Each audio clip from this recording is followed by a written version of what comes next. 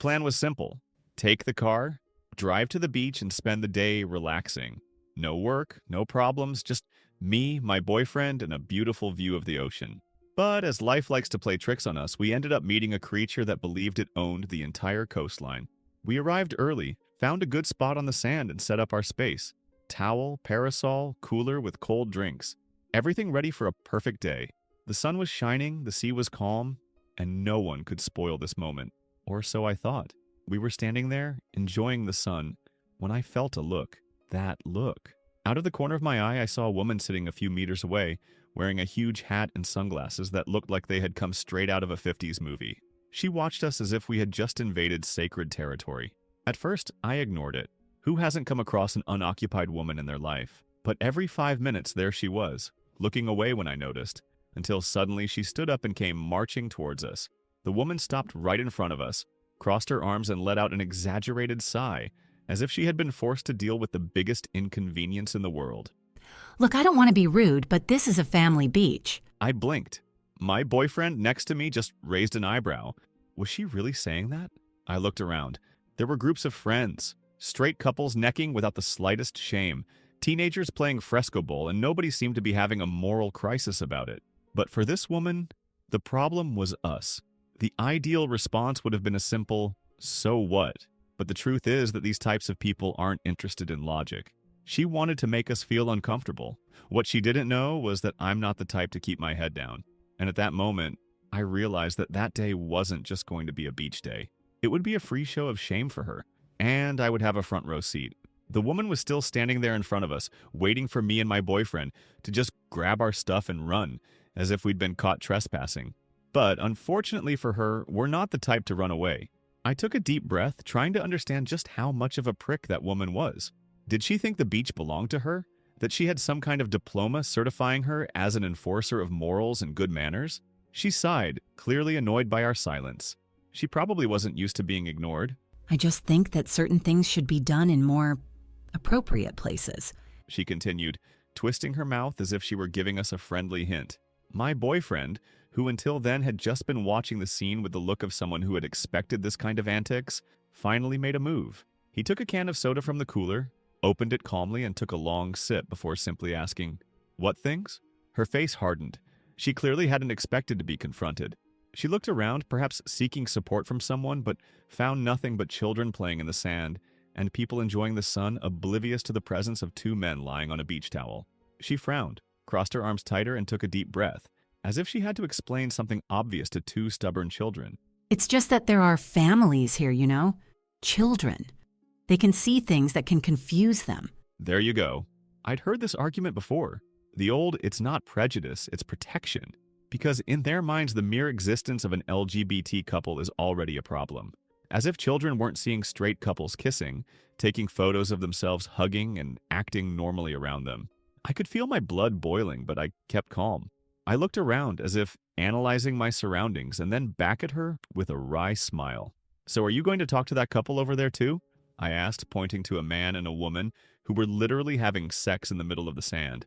She followed my gaze and for a moment didn't reply, because obviously it didn't bother her.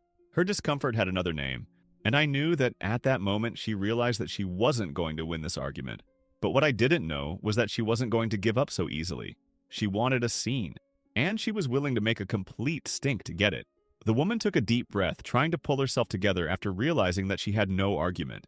But people like her never give up easily. When they're upset, instead of accepting the ridiculousness of their own complaint, they simply double down and do what they do best. Shout until someone agrees with them. And that's exactly what happened. First, she started talking loudly, but not to me or my boyfriend. Now she wanted an audience. Her aim was no longer to convince us of anything, but to turn it into a public event. The first spectators were the surrounding bathers, who began to turn around to understand what was going on. A lady reading a book raised her head. A group of teenagers put down their surfboards for a moment, and even a guy dozing under a parasol opened one of his eyes. She got what she wanted: attention. Then the drama began. Gesticulating exaggeratedly, she pointed in our direction, talking as if she had witnessed a crime. Her tone of voice increased with each sentence, as if she were on a stage, performing for an invisible audience. That's when the first great pearl came. She said indignantly that families brought children to the beach to have a quiet day, and now they were being forced to witness this kind of thing. I almost laughed, because as far as I knew, the only kind of thing that was happening was a couple sunbathing in peace, while a random woman went berserk on her own. The problem was that by this point, she had completely surrendered to the spectacle itself. She started pointing sideways, seeking approval. First, she looked at a mother playing with her child by the sea. No reaction. Then she stared at an elderly couple eating a snack on the sand. The two simply went back to chewing, indifferent. Nobody cared about her show. But of course, people like that don't give up. When she realized that no one was on her side, she decided to call an authority. And that's when she spotted a lifeguard standing near an observation tower, probably just trying to do his job. Without a second thought, she marched up to him, catching his eye as if she were about to report a shipwreck. The man looked at her, confused, and listened patiently as she poured out her frustration, pointing at me and my boyfriend as if we were committing an environmental crime. She spoke with such conviction that, for a moment, it looked like we had thrown garbage on the sand or started a forbidden bonfire in the middle of the beach.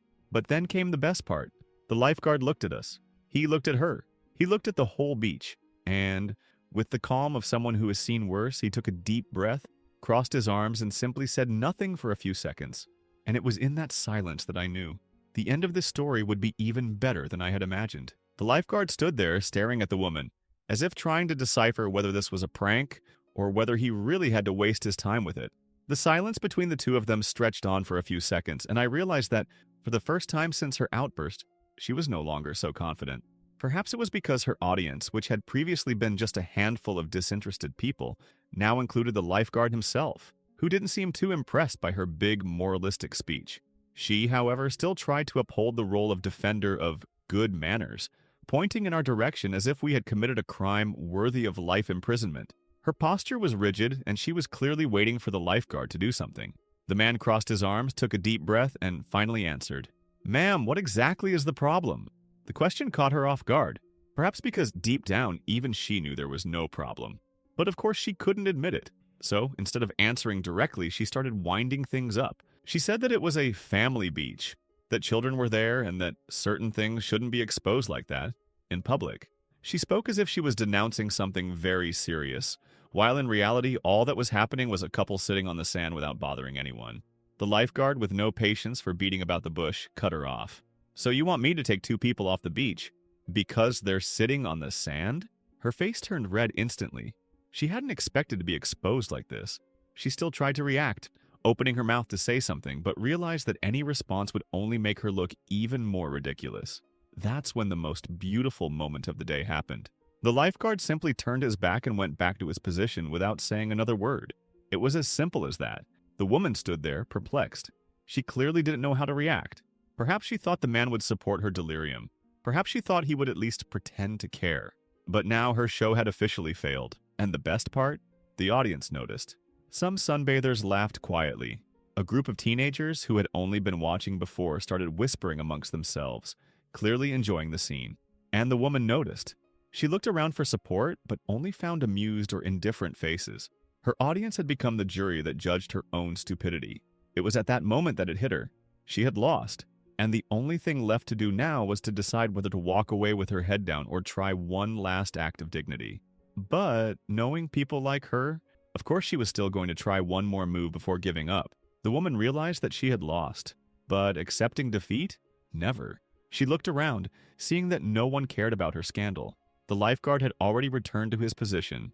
The bathers were getting on with their lives. And even the teenagers who had only been watching were now openly laughing at her. Her show had not only failed, it had become a public joke. But instead of simply swallowing her humiliation and moving on, she did what every clueless person does when they realize they've lost. She tried to double the bet. She looked at a couple of policemen patrolling the waterfront. Yes, she had the courage to call the police. Now, let's be honest. The woman didn't think we had committed any crime. She just couldn't bear the thought of coming off as the wrong one. So, if no one around was going to side with her, maybe the police would serve as a tool to validate her grievance. She marched up to the officers, gesturing exaggeratedly as she pointed at us. Her posture showed a confidence that should have disappeared a long time ago. I looked at my boyfriend, and he looked back at me with a tired smile. We already knew how this was going to end. The police officers listened patiently to the woman as she poured out her complaints, probably trying to turn a simple day at the beach into a federal-level scandal. One of the officers looked at us, saw a couple sitting quietly on the sand, and, without even disguising his boredom, signaled for the woman to finish her speech. After listening to everything, one of the officers just shrugged and asked the only question that mattered. "Ma'am, have they done anything illegal?" Her silence was wonderful. It was the exact second she realized she had shot herself in the foot. She opened her mouth, but nothing came out. Her mind was probably spinning, trying to find some excuse that wouldn't make her look completely ridiculous. But it was too late. Everyone around her already knew that she was just trying to make trouble where there was none. The policeman sighed, clearly out of patience, and just said that if she didn't have a real complaint, she'd better get on with her day. She stood there as if still trying to process the size of her own humiliation. But now everyone was watching, and this time no one held back their laughter. The people who had been watching the show from the beginning began to comment, some laughing, others shaking their heads in pure contempt. The group of teenagers laughed out loud, and one of them even commented something like, "At least now she has a reason to leave the beach," which made half the people around laugh. The woman turned on her heels and stomped off, running away from her own embarrassment. I let out a sigh of relief and leaned back on my towel. Peace at last. And the best thing? From that moment on, the only thing being swept off that beach was her dignity. Regardless of the situation, have you ever had a Karen like this in your life? Let us know in the comments. And if you liked this video, don't forget to subscribe and like it. Would you like to see more videos like this? Click on card, and don't waste any more time. I'll see you in the next video.